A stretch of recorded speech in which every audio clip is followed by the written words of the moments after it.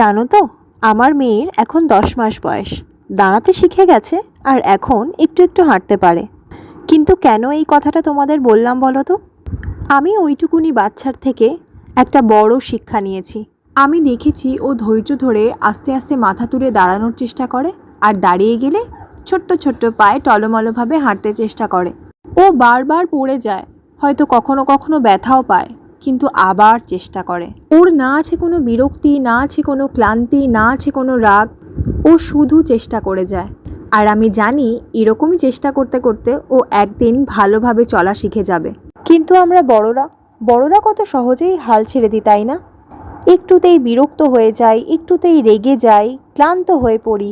কোনো কিছু না হলে, কোনো কিছু না পেলেই আমরা ঈশ্বরকে দোষ দিতে থাকি। সত্যিই কি আমরা বাচ্চাদের মতো বারবার চেষ্টা করি কোনো কিছু করার? না, একদমই করি না। আমরা চাই ঝট করে করব আর পট করে ফল পেয়ে যাব। আসলে পরিশ্রম আমরা কেউই করতে চাই না, কিন্তু সফল আমরা প্রত্যেকেই হতে চাই। আমরা শুধুই সাকসেসটাকে বুঝি, ওই যে নেম ফেম মানি। কিন্তু বাচ্চারা তো সেটা বোঝে না। বাচ্চারা সফলতা চেনে না।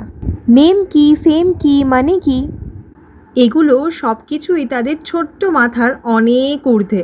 তাই জন্যেই তারা ক্লান্তিহীনভাবে পরিশ্রম চালিয়ে যায়, মানে চেষ্টা। আমাদেরও কিন্তু এটা শেখা উচিত যে সফলতার পেছনে না ছুটে কিভাবে বিরক্ত ছাড়াই চেষ্টা করতে হবে। তাহলেই একটু দেরি হলেও একদিন না একদিন সাকসেসফুল নিশ্চয়ই হওয়া যাবে। ওই যে একটা কথা আছে না, কোশিশ করনে वालों की कभी हार नहीं होती।